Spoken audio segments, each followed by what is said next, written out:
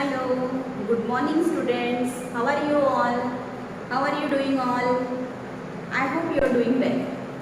So welcome back again to our lesson, that is materials, metals and non-metals. Okay. In last 3 sessions I have tried to clear you about the concept of the metal and the non-metal in detail along with the structure of the atom. Okay. And today we are going to start the new topic of this lesson, that is the physical properties of the metals and non-metals. Okay. So first of all, it must be very clear for all of you that what is meant by physical property, right? Physical property means how does the metal look from outside or how does the non-metal look from outside. Physical appearance, how the thing is looking from outside, that is called as a physical appearance or physical properties. So how does it look from outside, right? How does it behave in a particular condition, that is called as what? Physical properties. Okay. So chemical properties are absolutely different. Chemical properties means how does the particular metal and the non-metal is behaving with oxygen, with acid, with other non-metal, or what happens when metal and non-metal react with each other. Understood students? So that is all about chemical properties. Whenever I shall discuss with you chemical properties, that time I shall let you know what is exactly chemical properties and what are those exactly. Okay. So today we are going to start here the physical properties of the metal and the non-metal. For that sake, I will have to utilize this board. So observe it very carefully students, and while watching the lecture now always keep in mind, keep one notepad or one notebook with you and one pen. Okay. So whenever I shall speak some, I will talk or I will explain you few topics, get in the habit to prepare your own notes. That is really very good habit, and because of that what will happen, always you don't have to remind anything, you will remember everything, and concept clearance is more important. Okay. So let us start our today's topic, that is physical properties of metals and the non-metals. Okay. So for the physical properties to explain, I shall explain you with one point. So I shall write here first metal. Okay. First I will write here metal, and here I shall make a second column to write non-metal. Okay.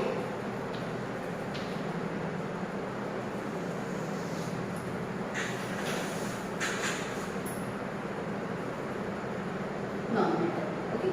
And here I will write about the properties.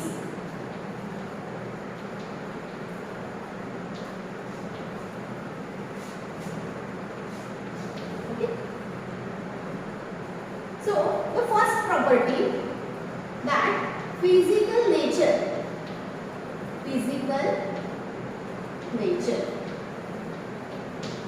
means in which state exactly the metal is. Physical nature means how does the metal, in which state the metal is present, right? Physical nature, or we can say the state of the metal, right? State also, metal also we can write, no problem. So mostly metals are found into the solid state. See students, it's very important to know you that metals are especially found into the solid state, right? Except one more thing, that I am going to explain here all the properties along with the exceptional cases. Okay, there are, for every property there is an exceptional case. So for every property along with the exceptional case I shall explain you. So this is the general property of the metal, that metals are found into the solid state except mercury, which is written as a Hg, which is found into the liquid state at room temperature, means it is found into the liquid state only.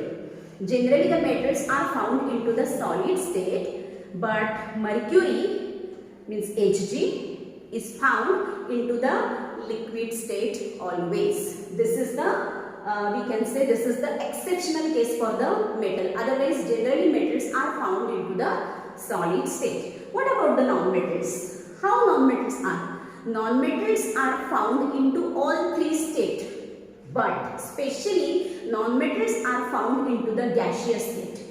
Understood? Non-metals are found into the gaseous state mainly. Solid state, non-metals are found. The example is a carbon. Carbon has its 3 allotropes. Now you may ask me what is meant by allotrope. Allotropes means the another form of a carbon, right? Another form of a carbon. So there are 3 main allotropes of carbon. What are those? Diamond, graphite and Buckminster-Fullerene. So here I will talk about Buckminster-Fullerene. We will learn in another class, 10th standard we will learn, or whenever the topic of the carbon compound would come, that time I shall explain you about the Buckminster-Fullerene. Today we will talk about the diamond. Diamond, students, you might, if you have not seen, but you are having idea about the diamond. What is diamond?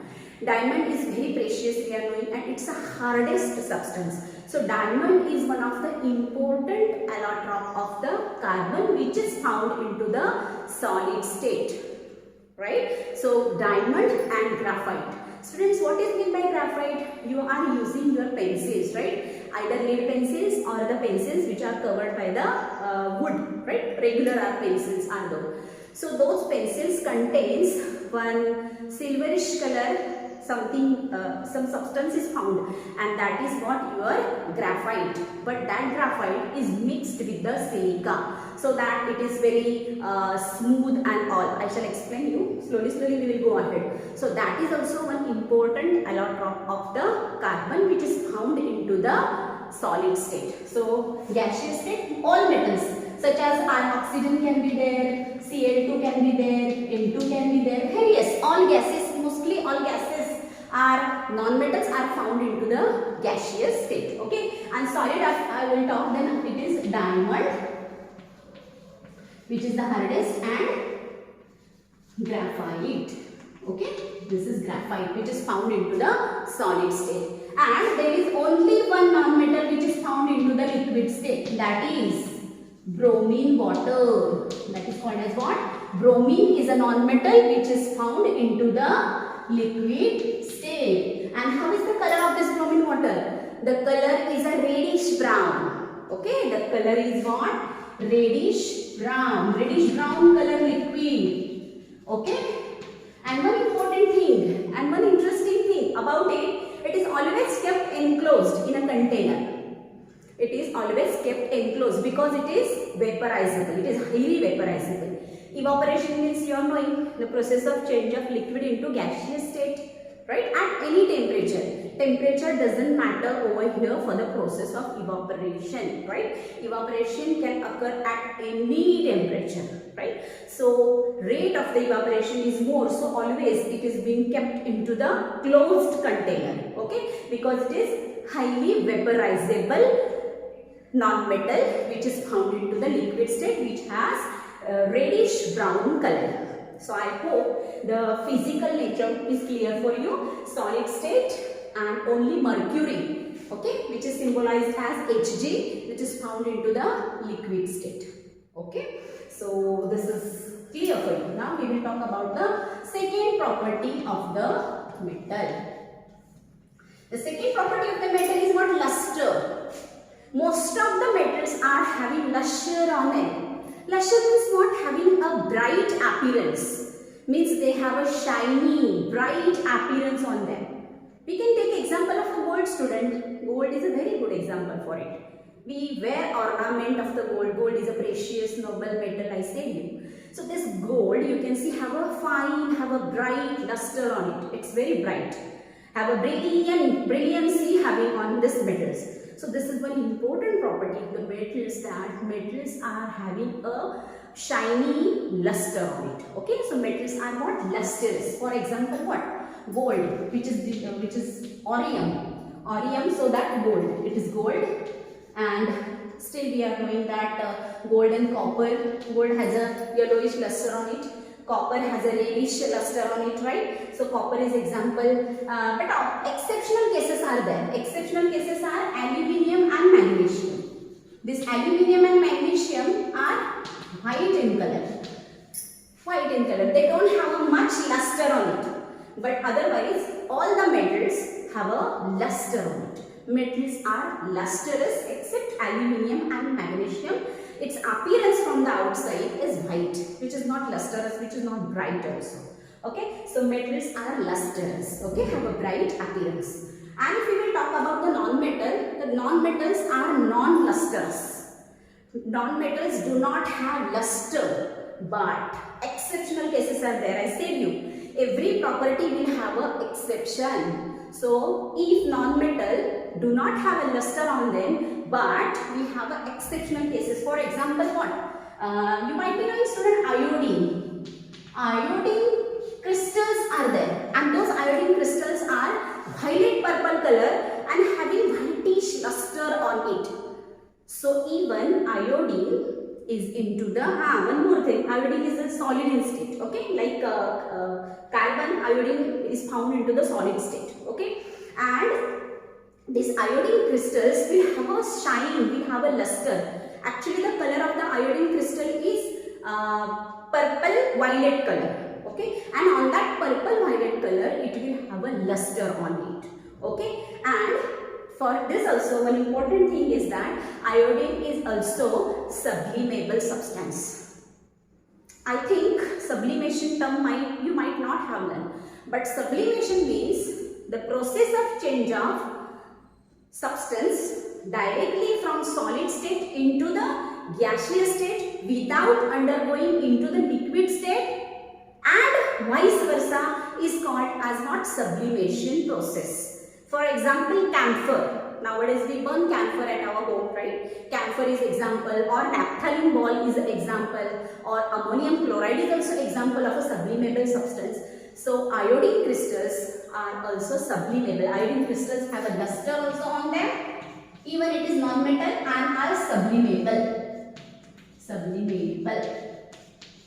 So I hope it is clear for you that non-metals will not have, especially non-metals would not have a luster because they are found into the gaseous state. Okay, most of the non-metals are found into the gaseous state, and so that luster and all no matter, right? But iodine will have a luster on it, and these are sublimable. Okay, and one more example, that is graphite. Just now I said you graphite. Graphite is also lustrous. Okay. And if we will talk about the color, the third property is what? Color. Mostly metals are found into whitish color. Okay, silverish whitish color metal we have. Silver white color metal will have. Silver and white color metal will have. But exceptional cases again what? Orium. Okay, then copper. These are the exceptional cases. But what about the non-metals? Non-metals are found into the different color, such as sulfur. Sulfur is there. Then sulfur is of yellow color, right? Then phosphorus is there. Phosphorus is there. And iodine, I said you now, lustrous, having luster on it and having a different color. As well as chlorine is a gas, right? Chlorine is a gas which is the non-metal, and chlorine gas is also greenish whitish in color. The color of the chlorine gas is greenish whitish. Greenish white color is of a chlorine gas. So what is the thing of the color? Color, metals mostly found to be silver white color.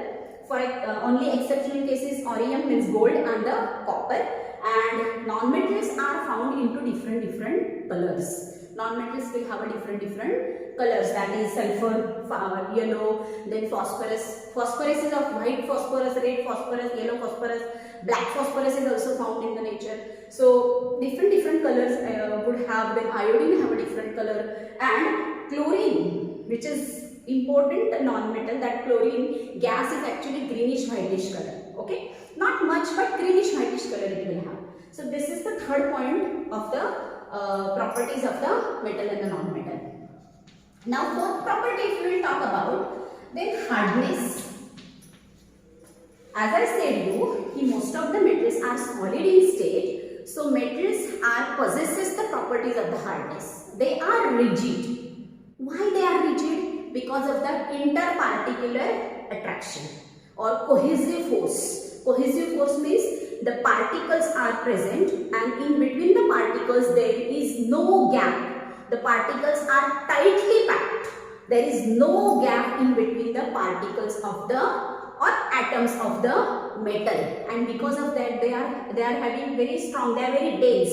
Density also point is going to become, but hard they are, right? So metals are what? Hard in nature, okay? Hard in nature, but exceptional case is there. The exceptional cases is alkali metal, student. Now you may ask me, what is meant by alkali metal? See students, as I said you, these all are the elements, okay?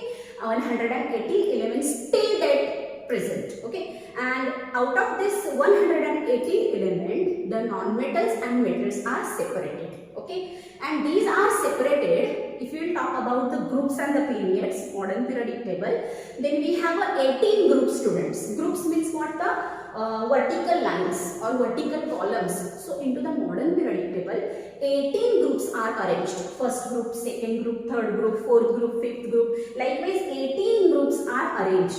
Okay. Out of that, the first group elements are called as alkali metal.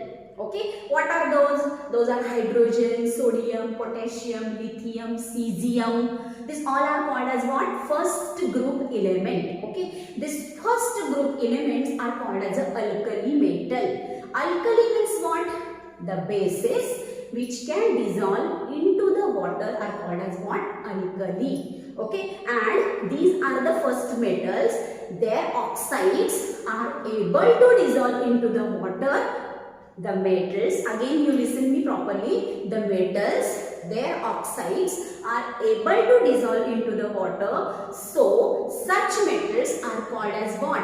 Alkali metal. So alkali metals are very soft in nature, right? So which alkali metals are there? Hard in nature. Especially metals are hard in nature. But exceptional case is what? Sodium and potassium.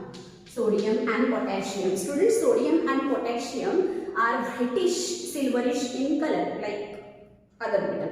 But these metals we can cut with our knife.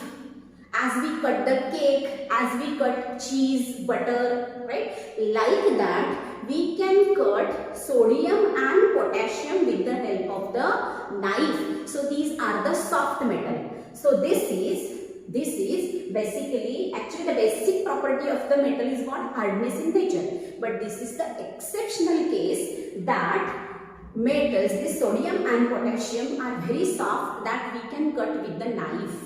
Understood? Sodium and potassium can cut with knife.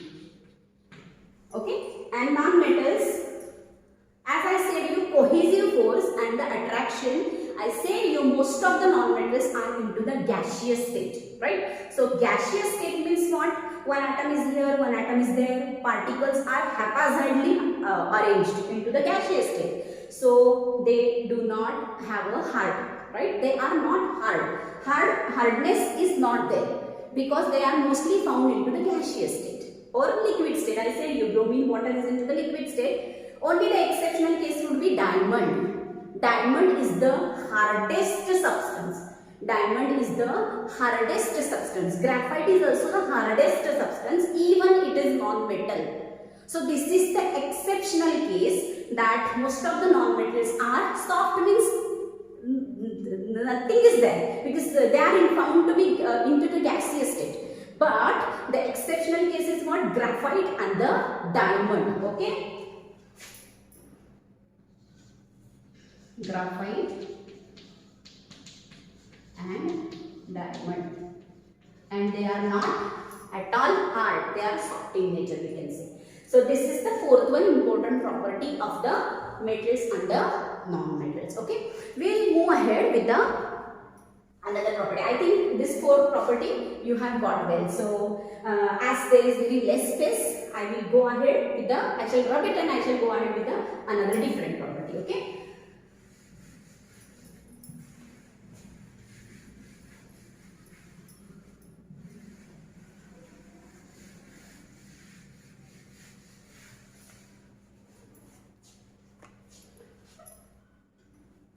Now we'll go with the fifth property, that is malleable. Malleable or malleability. What is meant by malleability?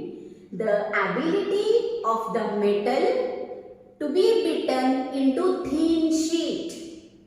The ability of the metal to be beaten into thin sheet. Means if you will beat them or you will hammer them, then metals can be converted into thin sheet. For example, student, example is aluminium foil. You are bringing your tiffin chapati bhakri in the aluminium foil, right? In the tiffin you are bringing that. Aluminium is actually a metal and it's a very thin foil. In that you can keep your chapati bhakri, you can wrap it. That much thickness is very less. Means if you will hammer it, the metals can be converted into the thin sheet, and this property of the metal to be beaten into thin sheet is called as what? Malleability. The ability of the metal to be beaten into thin sheet is called as what? Malleability. And most of the metals are malleable in nature. The most malleable metal is what? Gold, which is the precious and the noble metal, right? Precious and the noble metal, that is very malleable. Means that metal can bring out into the very thin sheet. That example is what? Gold and silver also. Gold also and silver also is the most malleable. The thickness of the gold is, do you know student, 2 into 10 raised to minus 5 millimeter. That much thickness is of gold. So gold is utilized into the jewelry, right? Because of that only 1 or 2 gram also the goldsmith can prepare the ornament because of this property, right? But we have a very good example of it, aluminium foil, right? Because metals can be beaten into very thin sheet, and metals are possesses this property. Exception is what? Again, alkali metal, that is sodium and potassium, right? Sodium and potassium can be cut with the knife. Then what about the non-metal? Most of the non-metals are brittle in nature. Those metals which are present into the solid state are brittle in nature. For example, iodine. But graphite and diamond is the hardest substance that we have known. But example is there. Malleability example is there. There is one graphite, students, I said you graphite is slippery to touch, right? And this graphite is used into the machineries, as a lubricant. So this graphite is getting silverish appearance when you write in your notebook. That is because this graphite is mixed with the silica, right? So that it is slippery, but it has its own nature slippery. That is why, because the hexagonal array is forming. I shall explain you into the carbon topic, and I shall explain you the carbon topic when I shall teach you carbon topic. That time I shall explain you what is that structure actually. Graphite is having one free electron, and that free electron is responsible for the conduction of electricity. That is a different point. But the one layer of the graphene is very light, as well as this graphene is actually a layer, is actually we can say it's a malleable. Means that graphene layer is what? A malleable, and this is very light. If you will keep it on the petal of the flower, then petal of the flower also cannot bend. That much it is light, but it has a high tensile strength. So graphene means from the graphene, one layer of that graphite is called as what? Graphene, and that is malleable. So here exceptional case is what? Graphene. Okay, which is made from the graphite. Graphite has a many layers of the graphene and forms a graphite. Okay, and these graphene layers are sliding on each other, and so that it is slippery to touch. Understood? Graphite is slippery to touch. So this is the non-metal. If you talk about the ductility, ductile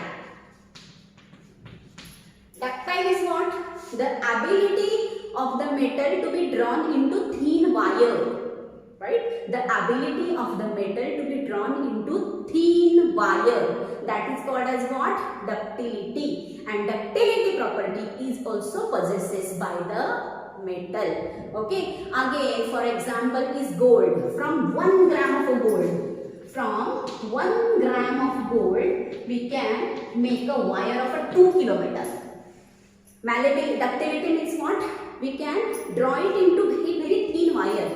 The ability of the metal to be drawn into thin wire, that is called as what? Ductility, right? Ductility. So if you will take a 1 gram of a gold, then from 1 gram of a gold we can draw a wire of 2 kilometers. That much malleability, that much ductility the gold has. Understood? And so that gold is a most ductile metal.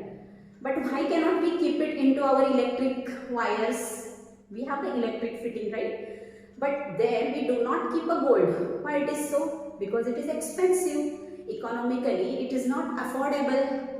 Understood? So that even it is most ductile, but we do not use the gold wires or the gold metal into our wirings, electrical wirings. Instead of that, we use a copper, because copper is also best ductile metal, and copper is affordable. It's not much expensive like a gold. So instead of gold, we use the copper. But the most ductile metal is what? Gold only. Okay. So, and what about non-metal? Non-metal do not possess the property no ductility. No ductility. Understood? So this is all about the ductile. Now if we will talk about the 7th one property, density. Density. What is meant by density, student? A density is the mass per unit volume. Mass per unit volume. And as I said you, the metals are hard. Right? The metals are hard. There is a very weak their interparticular attraction is very strong. Cohesive force is very strong. Intermolecular force of attraction is very strong. So that the particles of the metals are tightly packed. As they are tightly packed, as there is no gap in between them, means metals have a high density. Okay, metals have a high density. Suppose if this is a block, then in this block the metals are arranged like this. There is no gap in between the particles of the metal, and as there is no gap means they are tightly packed. They are tightly packed means they have a high density. So metals have a high density except the lighter metals, means alkali metals. When these alkali metals such as alkali metals, sodium and potassium can dissolve into the water. But density means, suppose I will take a iron nail and if I try to drop it into the water, it will immediately sink. It will not float. But there are some metals which can float into the water, and such as calcium. Calcium is not going down. It floats into the water. Its oxide is floating into the water. Why it is so? That I shall explain you into the chemical properties. But alkali metals are the less denser metal. So exceptional case is what? Alkali metal. Alkali metals. And what about these non-metals? As I said you, the interparticular attraction is, there is no attraction only. The particles are arranged anyhow into the gaseous state. There is no attraction, or very minute attraction is there in the particles of the non-metals. So they are less dense, we can see. Okay, less dense. But exceptional case is what? Diamond. Exceptional case is what? Diamond. Okay, or graphite, because it's a hardest substance. Okay, so this is all about the density. Now next property, sonority or sonorous. The metals, the ability of the metals to create a ringing sound after hitting it. The ability of the metal to create a ringing sound after hitting it.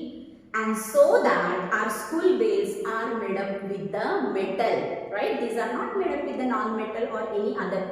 School bell we never have of a wood, right? Why?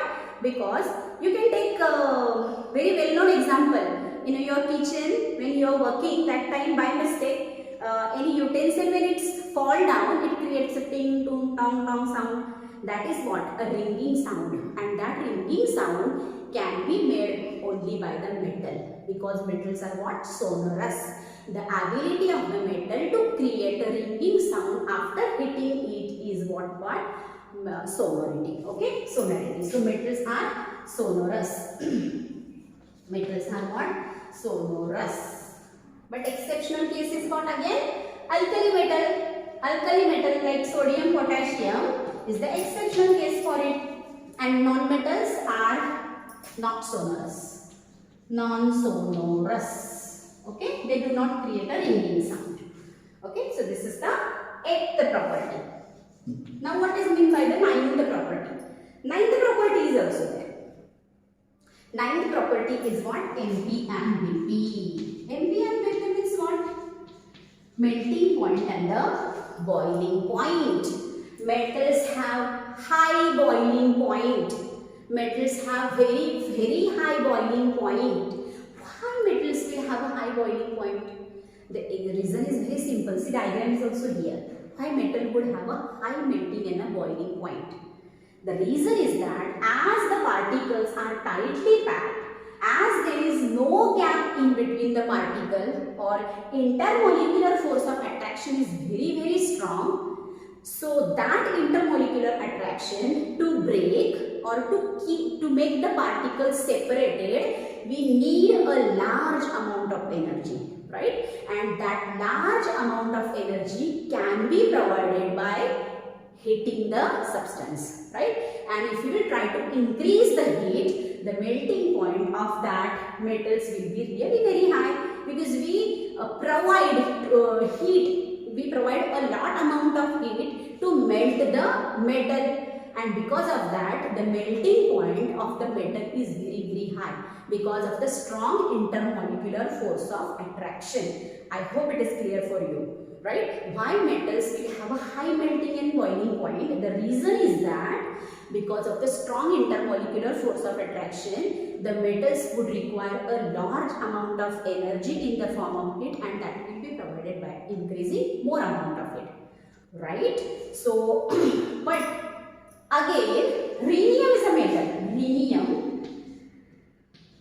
Rhenium is a metal which will have a melting point 5650 degrees Celsius, approximately, student. It is approximately.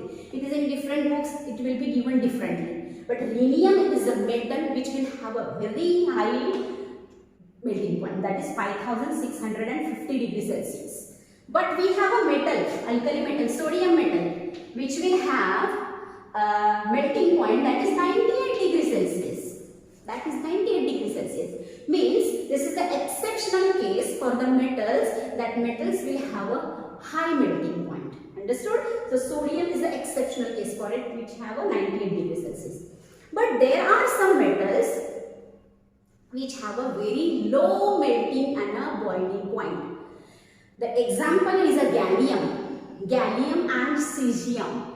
Gallium is a melting, gallium has a very low melting point that can melt at room temperature. Actually, it is found into the liquid state, but at room temperature it melts. Okay, if we take them into the palm of our hand, immediately it can melt. That much low melting point the gallium would have.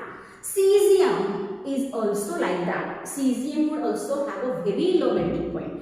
But cesium we cannot take on the palm of our hand, because cesium is highly reactive metal. Like sodium and potassium, cesium is the most reactive metal. Understood? So this is the exceptional case that melting point and the boiling point of the metal is very high, that is rhenium is the example 5650 degrees Celsius. Sodium has a melting point 98 degrees Celsius, but gallium has a melting point approximately 27 to 28 degrees Celsius. Okay, and cesium is also like 30 degrees Celsius. But sodium, gallium we can take on the palm of our hand, but cesium we cannot take because it is highly reactive. Understood? So this is all about the melting and the boiling point. Now non-metals are found into the gaseous state. So they will have a low melting and a boiling point. What? They will have a low melting and boiling point. Low MP and BP. MP and BP means what, students? Melting point and the boiling point. For example, but the exceptional cases then. The exceptional cases of the diamond, which is the most hardest substance. Diamond will have a melting point 3900 degrees Celsius, even it is non-metal. Even it is non-metal, it will have a melting point 3900 degrees Celsius. And graphite would have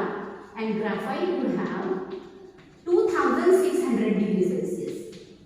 So this is also hardest.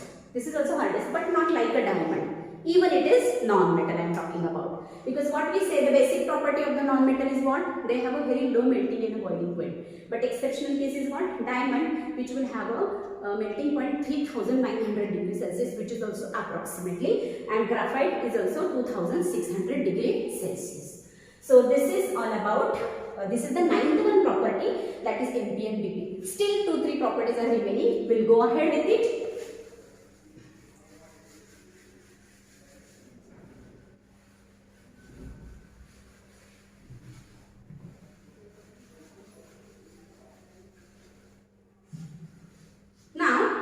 Tenth one property is what?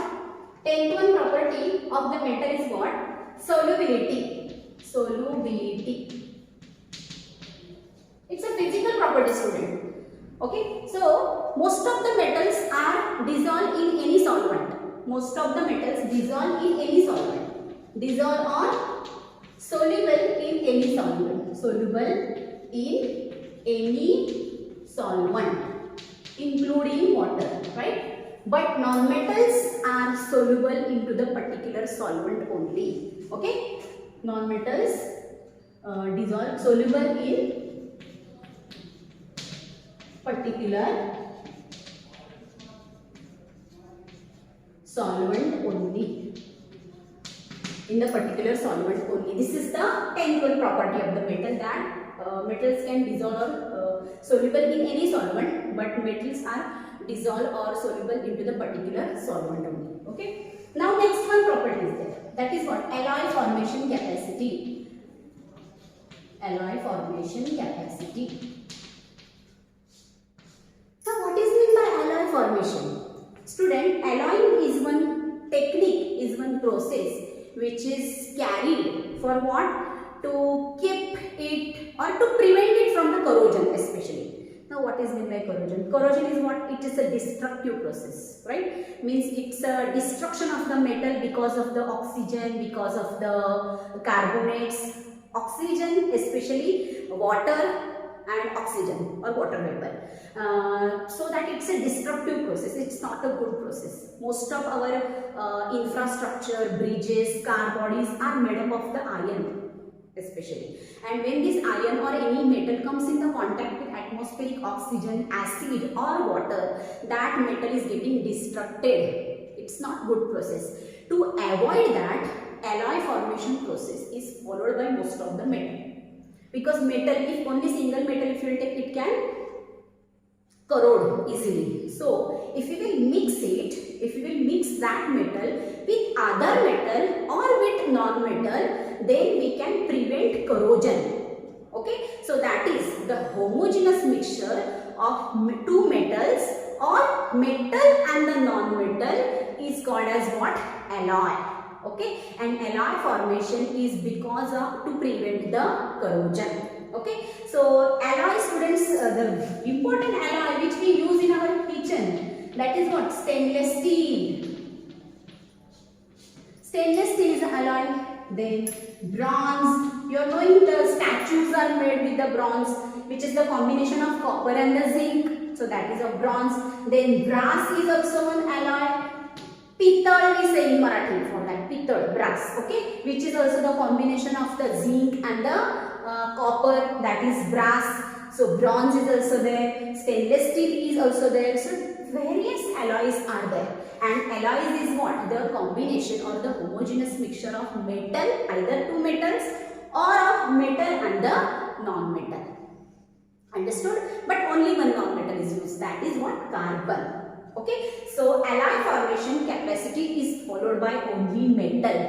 Non-metal, if we will talk, non-metals do not form alloy. Means we cannot mix two non-metals and can form alloy. It's not possible.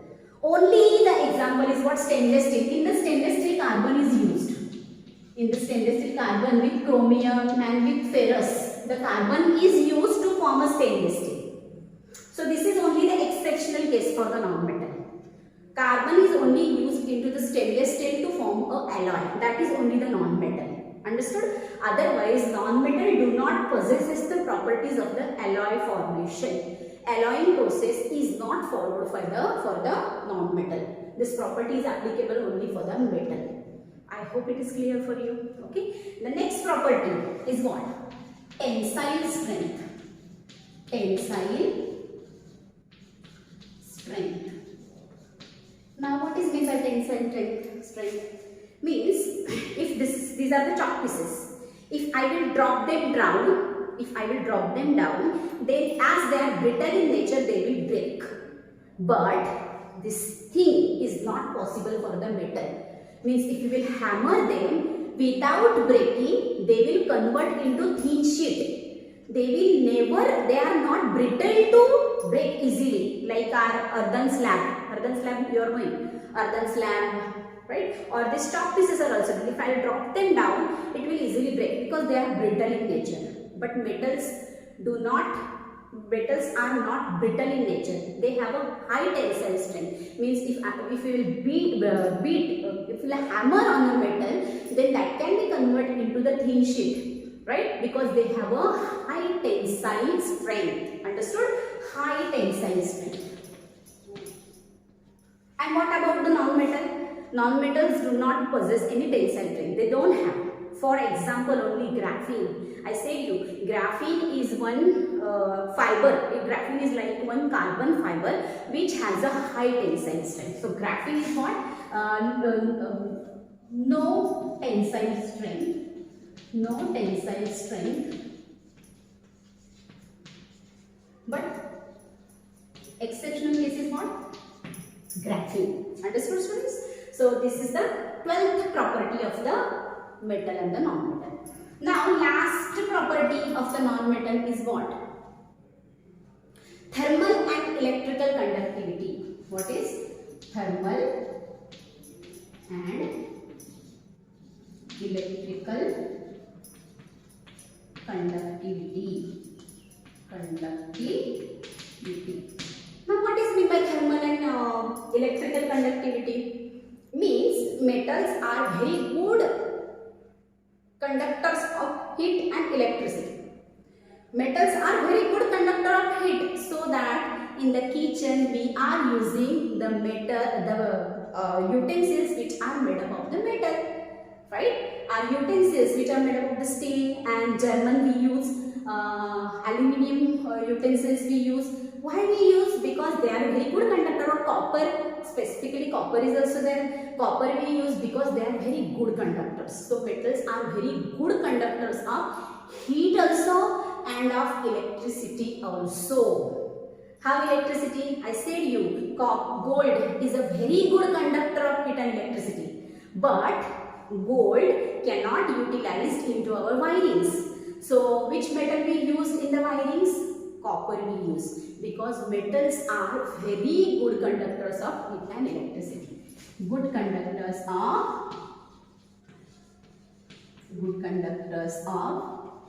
heat and electricity. And what about non-metals? Non-metals are not good conductors of heat and electricity except graphite. Graphite has a specific structure. Graphite